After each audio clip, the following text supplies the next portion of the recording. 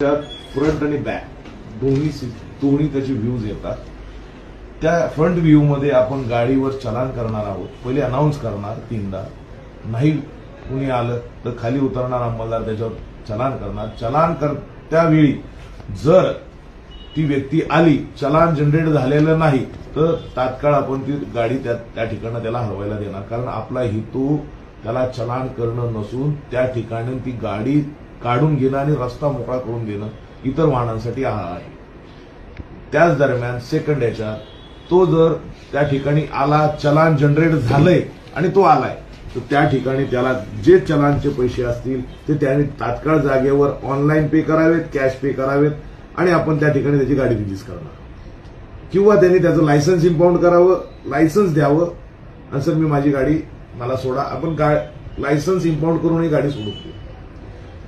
Third केसमध्ये जर ती व्यक्ती आलीये पण गाडी उचलून वरती ठेवण्यात आलेली आहे किंवा गाडी ठेवण्याची प्रोसिजर चालू आहे, गाडीच्या दरम्यान आहे गाडी, तर त्या ठिकाणी गाडी वरती असताना गाडी खाली असेल तर टोईंग चार्जेस लागणार नाही.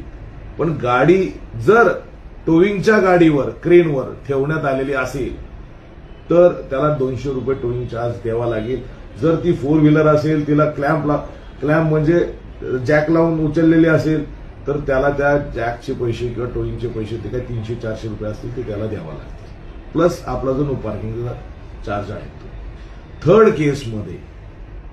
फोर्थ केसमध्ये जर ती व्यक्ती रस्त्याने त्याला दिसतंय की त्याची गाडी टोईंग करत चाललेली आहे, तर त्याच वेळेस त्या इन्चार्जला सांगून सर याच्यात माझी गाडी आहे, मला गाडी माझी द्या, अशी विनंती केल्यानंतर आपण त्या क्षणी त्याची गाडी त्याने टोईंग चार्जेस आणि चलान जे काय चार्जेस आहेत ते भरल्यानंतर त्या क्षणी त्याच जागेवर आपण त्याची गाडी परत देणार आहोत.